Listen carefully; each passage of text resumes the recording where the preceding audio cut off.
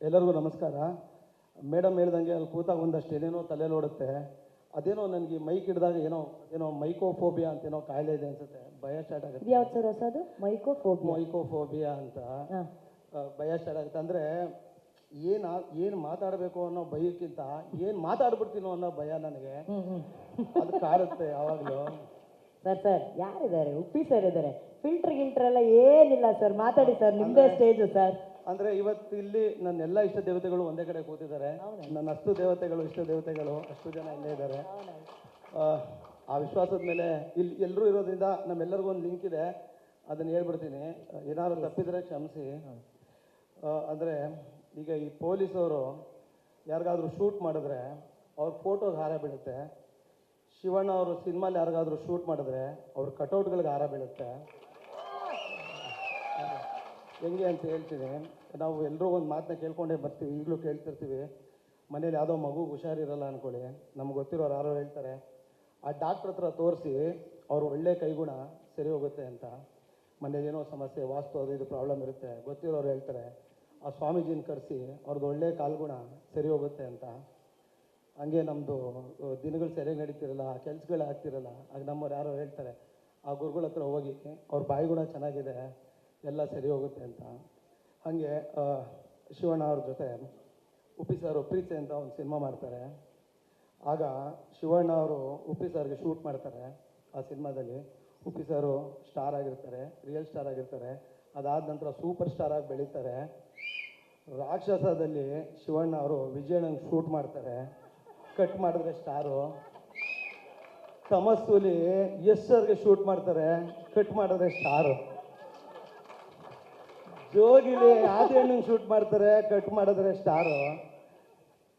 ಟಗರಲ್ಲಿ ನಮ್ಮ ಅಣ್ಣ ಡ್ಯಾನಿಗೆ ಶೂಟ್ ಮಾಡ್ತಾರೆ, ಕಟ್ ಮಾಡಿದ್ರೆ ಸ್ಟಾರು.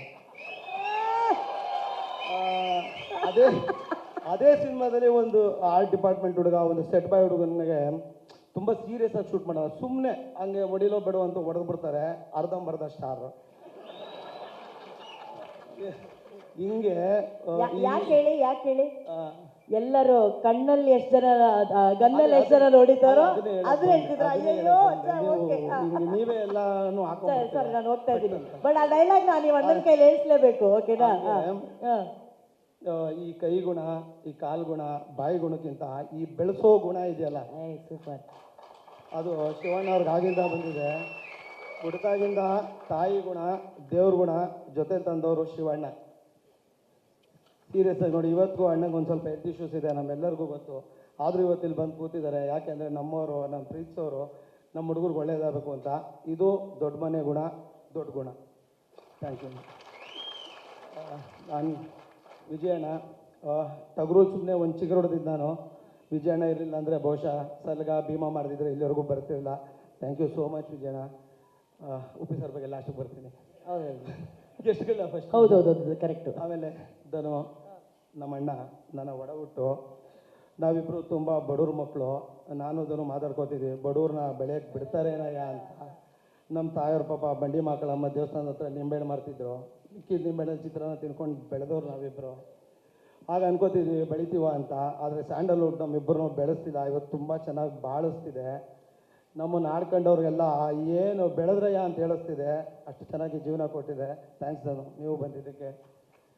ಇನ್ನು ಉಪ್ಪಿ ಸರ್ ಏನು ಹೇಳೋದು, ಚಿಕ್ಕ ವಯಸ್ಸಿಂದ ನನ್ನನ್ನು ಯಾರೇ ನೋಡಿದ್ರು ಇವನೇನ್ರಿ ಇವ್ನು ಹಿಂಗಿದ್ದಾನೆ, ಒಂಥರ ಇಪ್ಪಿ ಥರ. ಇಪ್ಪಿ ಅಂತ, ಇಪ್ಪಿ ಅಲ್ಲ ಉಪ್ಪಿ ಅಂತಿದ್ದೆ.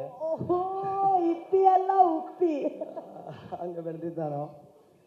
ಸರ್ ಈಗ ವಾರ್ನರು, ನಾನು ಆ ಕಾಲದಿಂದ ಅವ್ರ ಫಾಲೋವರು. ಸರ್ ಏನು ಸರ್ ಈ ಲೆವೆಲ್ಗೆ ಪ್ರಿಪೇರ್ ಆಗಿ ನಿಮ್ಗೋಸ್ಕರ ಎಷ್ಟು ಜನ ಮಾತಾಡ್ತಿದ್ದಾರೆ?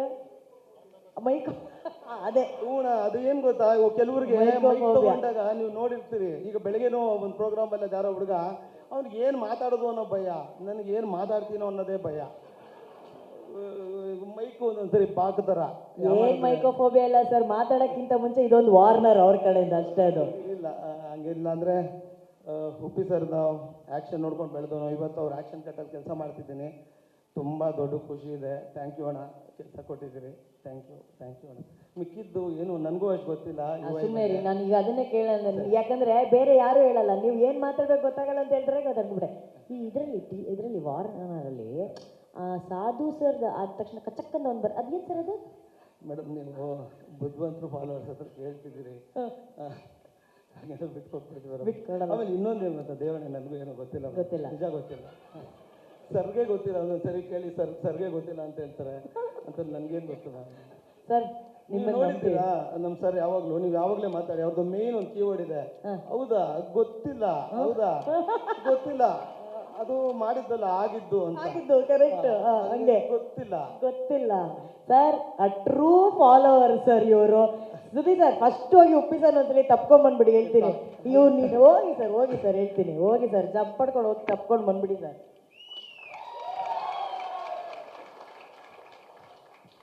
ಇದು ನಿಜವಾದ ಅಭಿಮಾನದ ಮಾತು. Thank you Sudeep sir, this was so beautiful. Super sir, ಇನ್ನೂ ಸೂಪರ್ ಆಗಿ ಬೆಳಿಬೇಕು ನೀವು, ಓಕೆನಾ? ಅದು ನಮ್ಮೆಲ್ಲರ ಆಸೆ.